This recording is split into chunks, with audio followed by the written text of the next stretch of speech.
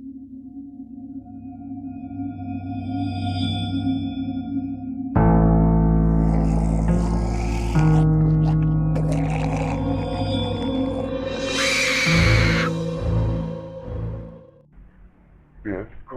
to Confessions of the Narcopath.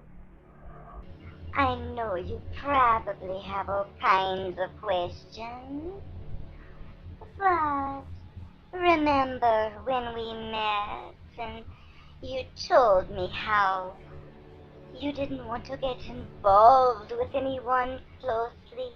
Because your ex was so abusive.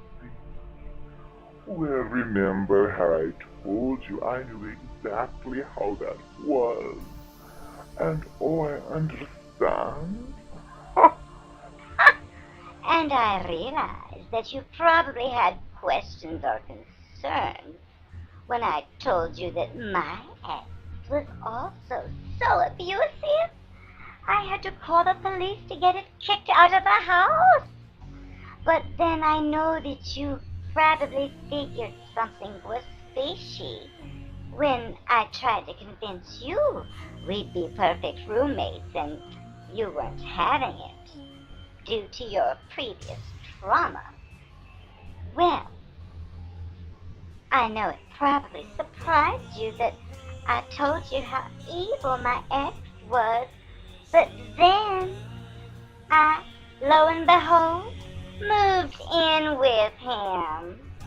I know that must have been quite a shock, but you know, that was never intended to happen because I was trying to push you along in your dating woes, being dumped woes, and thought, get over it, honey, I have some needs and I have some needs now.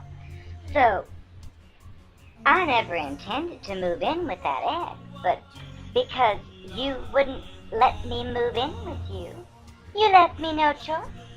So it's not my fault. And I know you suspected that the two of us got it on regularly, and I swore to you that would never happen. Even though I'll make love to someone's mother and their father and their sister behind their back, but I would never make love to an ex-lover.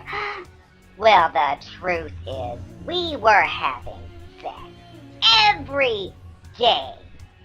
And it was to punish you for being so selfish, for not letting me move in with you, so I can eventually drive you to suicide too. I am the Narcopath. And one thing I'll tell you is I get whatever I want. At anyone's expense, including yours. Look, darling, if you can't accept me for who I am, then maybe it's best we don't speak anymore. No loss for me.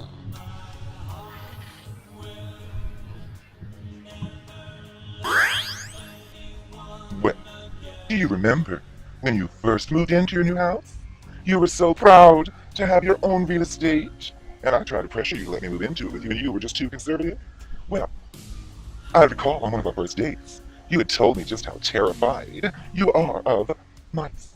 So, in case you didn't know, one of the first nights you moved in, I had gone to the pet store, and I had purchased a little box of white mice.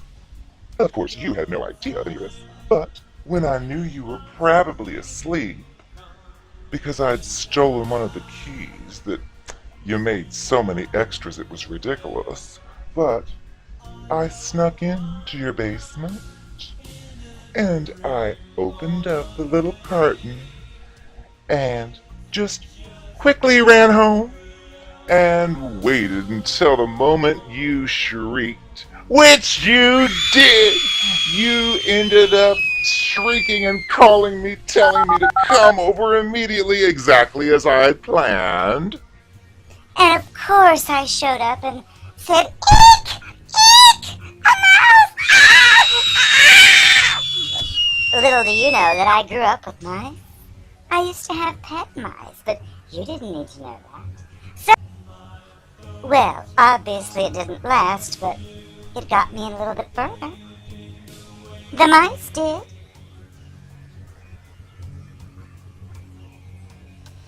Oh, please give me a break. Yes, I understood that you were terrified of mice, but that's beside the point. The point was, you should have asked me in that very night to move in with you when I successfully exterminated all of the mice. And did you? No, you ungrateful witch. You still expected me to go home to my own roach motel and did not want to take me in.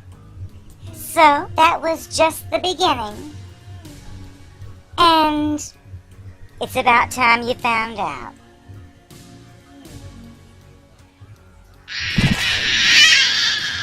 Something you obviously never knew was, during that period, I was also dating a friend of mine who worked in that store.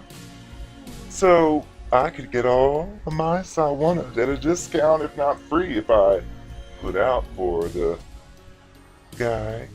But what you need to know is, it didn't stop with mice now, did it? Well, I had to move it up a notch. And I ended up purchasing, at a very reduced sexual discount, some snakes. And I let those loose too in your home, thinking for sure this'll do it. This'll get you so scared you'll beg me to be there to the rescue. Did it happen? No. So, with that one, I left you on your own. I don't know how you got rid of those snakes, but quite frankly, it's not my problem. Ugh, you can be so stubborn and selfish.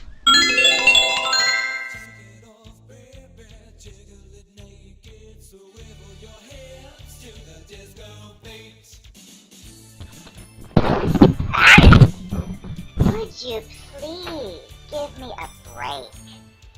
So what? Snakes and mice? Ooh, big deal, baby. You need to grow up. I grew up in trash. You had a silver spoon in your mouth, and you should have welcomed me into your home before I even asked. So, whatever happened, well, don't blame me for it. You're to blame.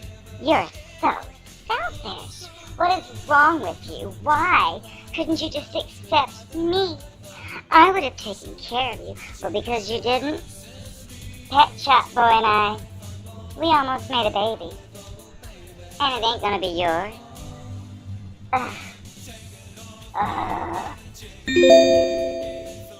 All I can say is, I haven't had the time to even contemplate or where you are, or what you're doing. But, in the random chance, you happen to know someone with a black truck who mysteriously got a flat tire? Well, don't look at me. After all, you should have stuck with me. You got rid of me before I got the chance to royally discard you. I don't take that too lightly. So I'm gonna pull you back in. You better believe I will. And once I do that, then you'll meet your match. And you'll never be the same again.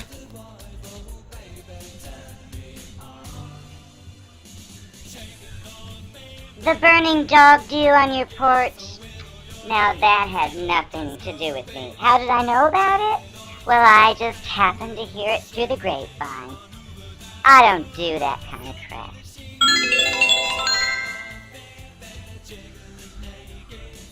And that strange credit card bill I tried to get out of your mailbox, but obviously didn't get to it in time, that had charges you had no knowledge of? Well, Don't come looking to me. I figure it's payment for pain and suffering you put me through. So you better pay it because I'm not going to admit responsibility for it. And you owed me for pain and suffering. Oh, what is wrong with you? Oh. One thing I can tell you is that you have never had to suffer a day in your life. Well, with the exception of my mice and my snakes, but besides that, you have yet to live. You are a spoiled silver spoon brat. And I'll just leave it to the powers that be to make sure you realize just how easy you've had it. And left some of us in the dust. Don't worry, you'll get yours.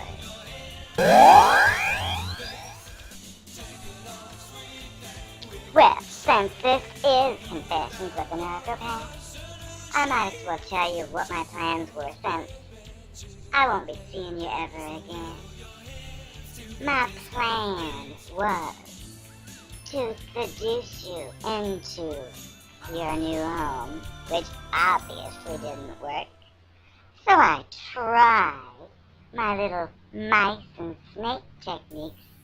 Little did you know, the snakes would end up eating the mice. But you didn't think that far ahead, did you, dummy? Well, because you would not accept me in the way I wanted, I kept trying. Because my ultimate goal was to get into that house, to tell you how beautiful you are every day, so you would lower your guard just a little. And I would kiss you and tell you how beautiful you are. And then, after you started to feel comforted and comfortable, I'd move in on my investigation. I'd go through your private papers. I'd go through your phone and your computer, of which I looked over your shoulder to get your password. Nice try. But my goal was to infiltrate every piece of your security and plan a fancy dinner for you sometime, but tell you that I needed a little time to get the house ready. And of course, what I was going to do is gather all the data and information I'd collected, with all your bank information, all of your safety deposit box keys, all of your anything that mattered. And I planned on making a run for it with all of your stuff. And you'd be so head over heels in love thinking about the romantic dinner I'd prepared, you wouldn't even know what hit you. But of course you spoiled the plan, and that's why you're going to pay in other ways. Plus, I still have your confidential information. And if you plan on tattling to anyone, well, they're not going to believe you, because I'm changing my name. I'm not going to exist after you see this. So, ta-ta and enjoy sickness in your life.